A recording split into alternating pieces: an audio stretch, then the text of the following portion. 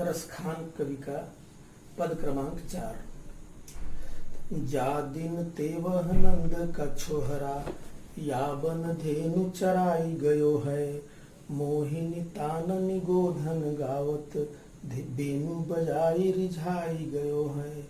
वा दिन सो कछु तो ना सको, कै रस खाने ही में समाई गयो है।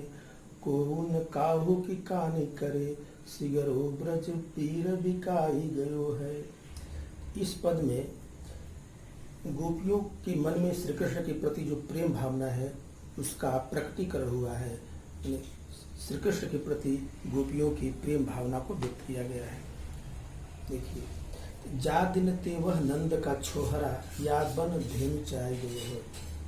एक सखी, एक गोपी अपनी सहेली से कहती है कि हे सखी, जा दिन ते, मान जिस दिन से वह नंद का छोहरा, वह नंद का लड़का, नंद का बालक यानी श्री कृष्ण, जिस दिन से नंद का बालक श्री कृष्ण या बन माने इस वन में यानी नंदन वन में धेनु चराई गयो हो, गायों को चरा कर गया है।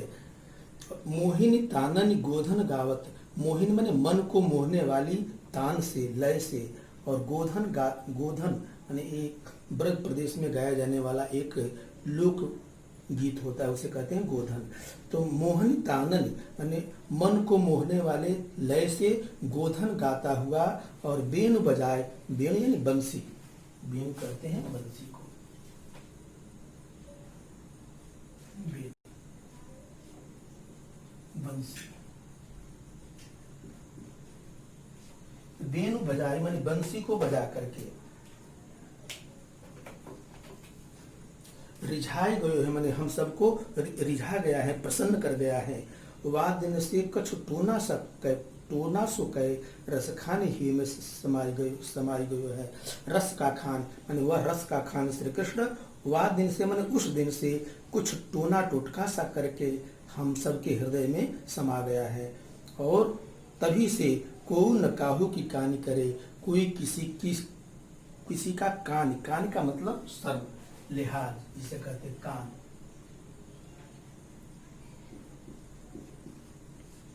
शर्म, इसे लज्जा भी कहते हैं, लज्जा माने कोई किसी की लज्जा नहीं कर रहा है, कोई किसी का शर्म नहीं कर रहा है। को न काहू की कानी करे, कोई किसी का शर्म नहीं कर रहा है, अर्थात सभी उन्मुक्त भाव से लज्जा छोड़ करके श्री कृष्ण से प्रेम कर रहा है। ऐसा लगता है कि सिगरो ब्रज वीर बिकाए, वीर माने हे सखी, ऐसा लगता है कि ब्रज के सारे लोग उसके हाथों, श्री कृष्ण के हाथों बिक गए हैं, अर्थात उसके वशीभूत हो गए, उनके बस में हो गए हैं, उनके श्री कृष्ण के प्रेम के वशीभूत हो गए हैं। अब इसका देखेंगे काव्यगत सौंदर्य। यहाँ कवि ने गोपियों की कृष्ण भक्ति का सुंदर वर्णन किया है। गोपियां कितनी कृष्ण से प्रेम करती हैं, इसका सुंदर वर्णन किया गया है। भाषा ब्रज है, शैली मुक्तक, मधुर तथा सरल, जो अन्य छंदों में है, रस है, श्रृंगार। यहाँ गोपियों के मन में कृष्ण की प्रेम भावना व्यक्त हुई है, इसलिए यहाँ पर श्रृंगार रस है। छंद सवैया है, गुण माधुरी, शब्द शक्ति अभिधा। अलंकार में यहाँ पर देखिए अनुप्रास और उत्प्रेक्षा। तो अनुप्रास अलंकार कहाँ कहाँ पर है, ये देखिए, यहाँ पर दूसरी पंक्ति में, चौथे पद की दूसरी पंक्ति में बजाई रिझाई माने अंत में ई वर्ण की आवृत्ति हुई है, यहाँ भी अनुप्रास अलंकार है, अंत्य अनुप्रास इसे कहेंगे। आगे है अंतिम पद में को न काहू की कानी करे, कवर्ण की, काहू की कानी करे कवर्ण की आवृत्ति हुई है। और उसके आगे है ब्रजवीर, यहाँ ब वर्ण की आवृत्ति हुई है, तो इस प्रकार यहाँ अनुप्रास अलंकार है। और उत्प्रेक्षा अलंकार, तो वा दिन सो कछु टोना सको माने उस दिन से कुछ टोना टोटका सा करके, माने यहाँ पर उपमेय में उपमान की संभावना व्यक्त की है, तो यहाँ उत्प्रेक्षा अलंकार है। वा दिन से कछु टोना सको, यहाँ उत्प्रेक्षा अलंकार है। पद क्रमांक 5। कान भय बस बांसुरी के, अब कौन सखी हमको चाहिए।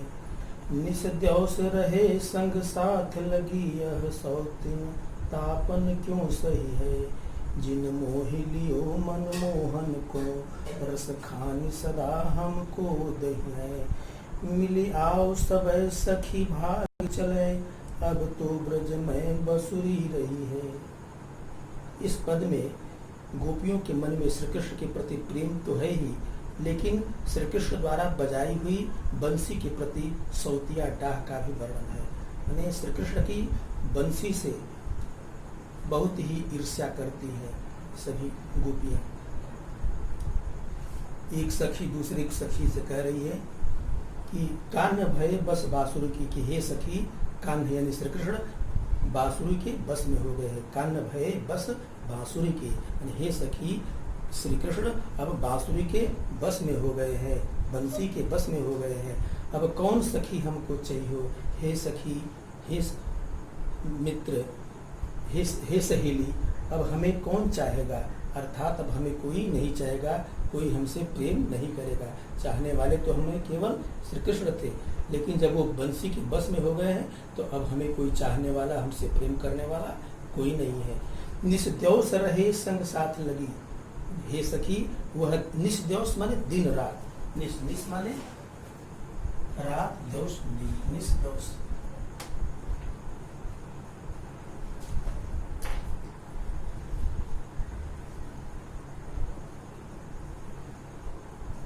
निस्द्यौस दिन रात।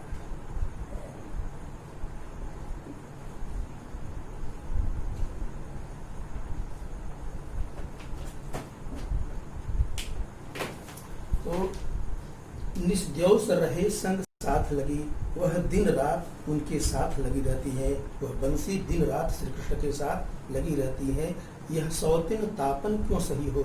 इस सौत यानी बंसी रूपी सौत के ताप को, कष्ट को हम क्यों सहेंगे? हमें इनके कष्ट को नहीं सहना है।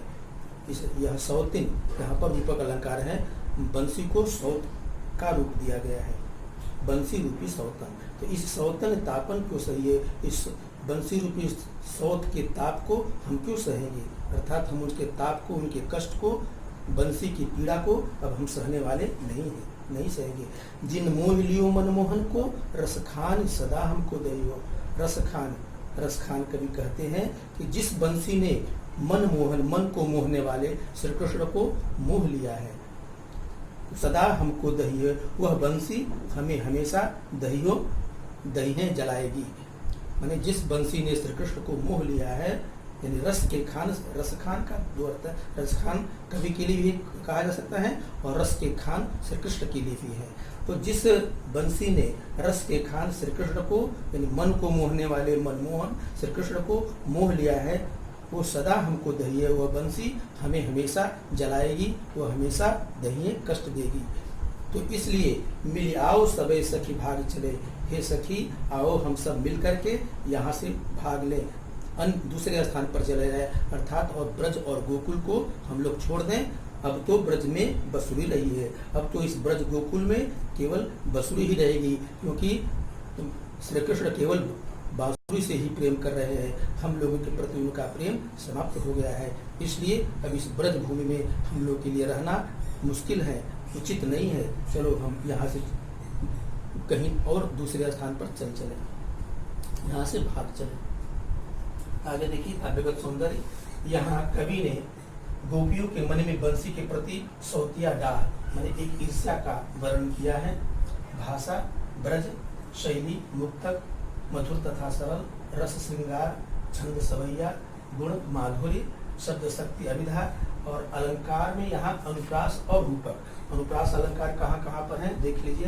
पहली पंक्ति में बस बांसुरी बवर्ण की आवृत्ति हुई है, बस बांसुरी, कान भय बस बांसुरी। यहाँ पर दोनों जगहों पर बस बांसुरी में बवर्ण की आवृत्ति है। आगे उसके नीचे दूसरी पंक्ति में संग साथ सवर्ण की आवृत्ति है, यहाँ पर अनुप्रास अलंकार है। और सौतिन जो शब्द है यहाँ पर बंसी रूपी सौतन, बंसी को सौत की संज्ञा दी गई है, इसलिए यहाँ पर रूपक अलंकार है। पद क्रमांक 6। मोर पखा सिर ऊपर राखी हो, गुंज की माल गरह पहिरोंगी, ओढ़ी पीतम्बर लय लकुटी, बन गोधन ग्वारन संग फिरोंगी। भाव तो ही मेरो रस खानी सो, तेरे कहे सब स्वांग करूंगी। या मुरली मुरलीधर की, अधरान धरी अधरान धरूंगी। तो इस पद में गोपियां श्री कृष्ण की लीलाओं की हर अनुकृति को करना चाहती है। मैंने श्री कृष्ण ने जो भी लीला किया है, श्री कृष्ण की सारी लीलाओं का अनुकरण करना चाहती हैं या कर सकती हैं, लेकिन वह श्री कृष्ण ने जिस मुरली को अपने होठों पर धारण किया है, उस मुरली को वह अपने होठों पर धारण नहीं करना चाहती है, क्योंकि उन गोपियों को उस मुरली के प्रति सौतिया डाह है, जलन है। वह उस मुरली से द्वेष करती है, क्योंकि मुरली को श्री कृष्ण प्यार करने लगे हैं और मुरली ने श्री कृष्ण को अपने बस में कर लिया है। देखेंगे, मोर पखा सिर ऊपर राखी हो। एक गोपी दूसरी गोपी अपनी सखी गोपी से कहती है कि हे सखी, तुम्हारे कहने पर मैं मोर पखा सिर ऊपर बांधूंगी, राखी हो। मैं मोर के पंख को अपने सिर के ऊपर रख लूंगी, यानी सिर के ऊपर मोर पंख लगा लूंगी, क्योंकि श्री कृष्ण ने भी मोर के पंख को अपने सिर पर लगाया है। तो मैं मोर के पंख अपने सिर पर लगाने में मुझे कोई हर्ज नहीं है। गुंज की माल गले पहनूंगी, मैं गुंज की माला भी अपने गले में पहनूंगी, जैसा कि श्री कृष्ण पहनते आ रहे हैं। ओढ़ी पीताम्बर को ओढ़ूंगी, पीले पीताम्बर, पीले वस्त्र, पीताम्बर।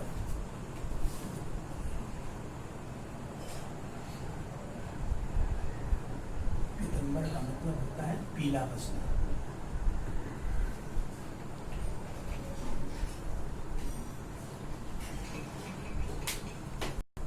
ओढ़ पीतम्बर माने पीताम्बर को, पीले वस्त्र को ओढ़ करके, लय लकुटी लाठी लेकर, वन गोधन ग्वारम संग फिरूंगी। वन में गोधन यानी गायों और ग्वालों के संग इधर उधर फिरती रहूंगी, मन ग्वालों और गायों के साथ इधर उधर फिरूंगी, माने घूमती रहूंगी। भाव तो वो ही मेरे रस खान, मेरे रस के खान, यानी मेरे श्री कृष्ण जो रस के खान है श्री कृष्ण, उसको जो कुछ भी पसंद है, जो कुछ भी उसे अच्छा लगता है, सो तेरे कहो सब स्वांग करोगे। तुम्हारे कहने पर मैं उस सारे स्वांग को, सारे अभिनय को करूंगी। स्वांग का मतलब होता है अभिनय। स्वांग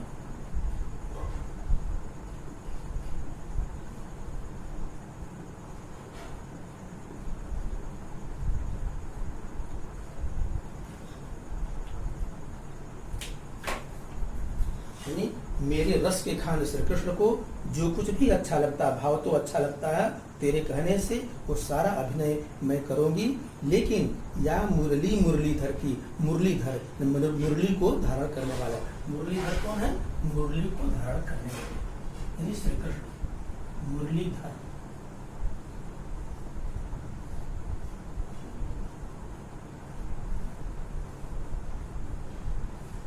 मुरली को धारण करने वाले।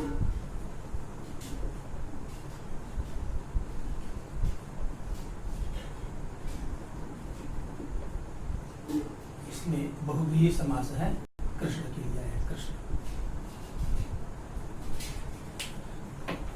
या मुरली मुरलीधर की माने श्री कृष्ण की इस मुरली को जिसे उन्होंने अपने होठों पर धारण किया है, उसे मैं अपने होठों पर धारण नहीं करूंगी। अर्थात क्योंकि श्री कृष्ण उस बंसी को प्यार करने लगे हैं, इसलिए मैं इस बंसी को प्यार नहीं करूंगी, क्योंकि हमारी इच्छा है कि हम श्री कृष्ण केवल हमसे प्यार करें और किसी अन्य व्यक्ति से, अन्य वस्तु से वह प्यार न करें। इसलिए वह गोपी मुरली को अपने होठों पर नहीं रखना चाहती है। यहाँ पर काव्यगत सौंदर्य में देखें, श्री कृष्ण के प्रेम में व्याकुल गोपियों की मनोदशा का सुंदर चित्रण किया है। माने श्री कृष्ण के प्रेम में व्याकुल गोपियों के मनोदशा माने उनकी जो मन की दशा है उसका सुंदर चित्रण किया गया है। वे माने वह गोपियां श्री कृष्ण की सभी लीलाओं का स्वाद करती हैं, माने श्री कृष्ण की सभी लीलाओं का वो अभिनय करती हैं, परंतु बंसी को होठों पर नहीं लगाना चाहती है। बंसी को अपने होठों पर नहीं लगाना चाहता, तो वह बंसी को प्यार नहीं करना चाहती। यहाँ भी भाषा ब्रज है, शैली मुक्तक, मधुर तथा सरल, रस श्रृंगार, छंद सवैया, गुण माधुर्य, शब्द शक्ति अभिधा, और अलंकार में अनुप्रास और यमक अलंकार है। तो यमक अलंकार कहाँ पर है? अधरान धरी अधरान धरो, अधरान धरी अधरान धरो, यहाँ पर यमक अलंकार है। और चौथी पंक्ति में मुरली मुरलीधर की, तो इसमें जो है या मुरली मुरलीधर की, यहाँ यमक अलंकार भी है और म वर्ण की आकृति है, अनुप्रास अलंकार है।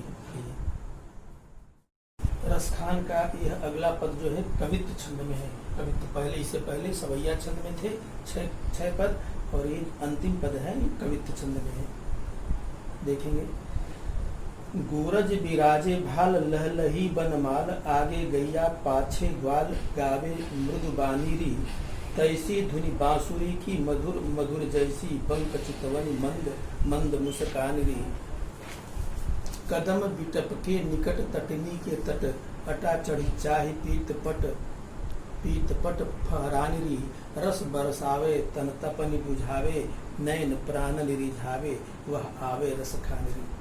तो एक गोपी अपनी सहेली दूसरी गोपी से श्री कृष्ण की सुंदरता का वर्णन करते हुए कहती है। क्या कहती है? श्री कृष्ण जिस समय नंदन वन से गायों को चरा करके अपने ग्वाल बालों के साथ लौट रहे हैं, उनकी सुंदरता का वर्णन एक गोपी दूसरे अपनी सहेली से कर रही है। कह रही है कि गोरज बिराजे भाल, हे सखी, गोरज माने गाय का जो रज माने धूल, गाय के खुर से जो धूल निकलता है उसे कहते हैं गोरज। गो माने गाय और रज माने धूल। गाय के खुर से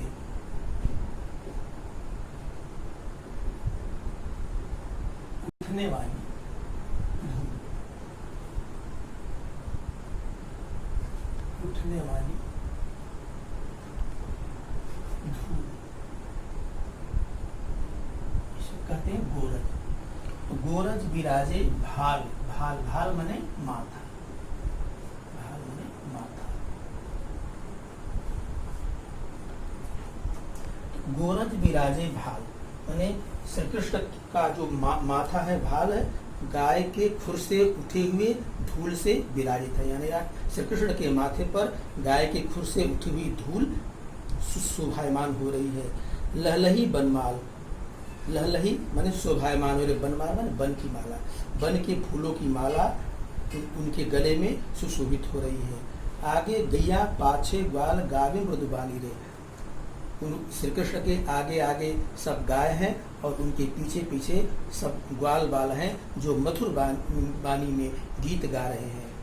तैसी धुनि बांसुरियों की मधुर मधुर जैसी, बंक चितवनी मंद मंद मुस्कानरी, उनकी जो बांसुरियों की मधुर ध्वनि है ऐसी ही उतनी ही मधुर है जैसे कि उनकी चितवन, चितवन माने उनका देखना, बंक माने तिरछा है, जैसा उनका चितवन बंक है, तिरछा है, वैसे ही उनकी और मधुर है। एक बार फिर से ध्यान देंगे तो जिस प्रकार श्री कृष्ण का के चितवन उनका देखना बांका और मधुर है, वैसे ही उनकी बांसुरी की मधुर ध्वनि भी मधुर है और उनके मंद मंद मुस्कान भी उतनी ही मधुर है। माने जो मुस्कुराते हुए वह वन से आ रहे हैं वह भी अत्यंत मधुर है। कहने का मतलब श्री कृष्ण की बांसुरी की ध्वनि, उनकी चितवन और उनका मंद मंद मुस्कुराना, ये तीनों बहुत ही मधुर है और मंद है।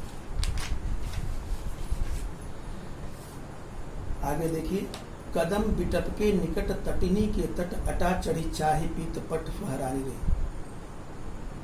एक गोपी अपनी सहेली से कह रही है कि हे सखी, अटा चढ़ी, अपने अटारी पर चढ़ करके, अपने महल के घर के अटारी पर चढ़ करके जरा देखो तो तटिनी, तटिनी माने नदी, तो कौन सी नदी है? यमुना नदी। तो यमुना नदी के तट पर जो कदम के बिटप, बिटप माने वृक्ष, कदम के जो बिटप माने वृक्ष, जमुना के किनारे कदम के वृक्ष के निकट वह अपने पीत पट माने पीले वस्त्रों को फहरा रहे हैं, और पीले वस्त्रों को फहराते हुए कितने सुंदर लग रहे हैं उसे देखो। रस वर्षा में वह रसों की वर्षा कर रहे हैं, रस की वर्षा कर रहे हैं। रस का मतलब होता है आनंद। वह रस की वर्षा कर रहे हैं और अपने तन से तपन बुझावे। तपन माने जलन को, दाह को माने कष्ट को दूर कर रहे हैं। तपन बुझावे तप को यानी जलन को दूर कर रहे हैं, और प्राणन रिझावे और प्राणों को प्रसन्न कर रहे हैं। वह रस के खान माने रस के खान श्री कृष्ण इधर ही आ रहे हैं। माने श्री कृष्ण को इधर रस के खान श्री कृष्ण को इधर आते हुए तो देखो। तो एक बात पुनः इन पंक्तियों का अर्थ देखेंगे। एक गोपी अपनी सहेली से कह रहे कि हे सखी, अपनी अटारी पर चढ़ करके जमुना नदी के तट पर, तटनी जमुना नदी को तटनी कहते हैं। यहाँ पर तटनी से मतलब यमुना से है। तो यमुना नदी के तट पर कदम के पेड़ के निकट पीले वस्त्र को फहराते हुए और रस बरसाते हुए रस बरसावे तन, अपने शरीर से रस की वर्षा करते हुए तथा अपने नेत्रों से शारीरिक, दैविक, भौतिक ये 3 प्रकार के जो ताप होते हैं, इन तापों को मिटाते हुए और प्राण को रिझाते हुए वह रस के खान श्री कृष्ण इधर ही आ रहे हैं। यहाँ पर काव्यगत सौंदर्य देखेंगे। इस कवित्व में रस खान ने श्री कृष्ण के मनोहारी रूप का सजीव चित्रण किया है। जो श्री कृष्ण, भगवान श्री कृष्ण का जो सुंदर मन को हरने वाला जो चित्रण है उसको प्रकट किया है कवि ने। भाषा इसकी ब्रज है, ब्रज भाषा, रस श्रृंगार, गुण माधुरी, छंद बदला हुआ यहाँ पर कवित्व छंद है। और अलंकार में देखिए पुनरुक्त प्रकाश कहाँ पर है। देखिए मधुर मधुर, इन शब्दों की दो तीसरी पंक्ति में मधुर मधुर यहाँ पर पुनरुक्त प्रकाश अलंकार, और चौथी पंक्ति में भी मंद मंद, इन दोनों स्थानों पर पुनरुक्त प्रकाश अलंकार है। और पीत पट, छठी पंक्ति में पीत पट पवर्ण की आवृत्ति हुई है। यहाँ पर अनुप्रास अलंकार है। तन तपन, तवर्ण की आवृत्ति तन तपन। 7वीं पंक्ति में तवर्ण की आवृत्ति है तन तपन, यहाँ पर अनुप्रास अलंकार।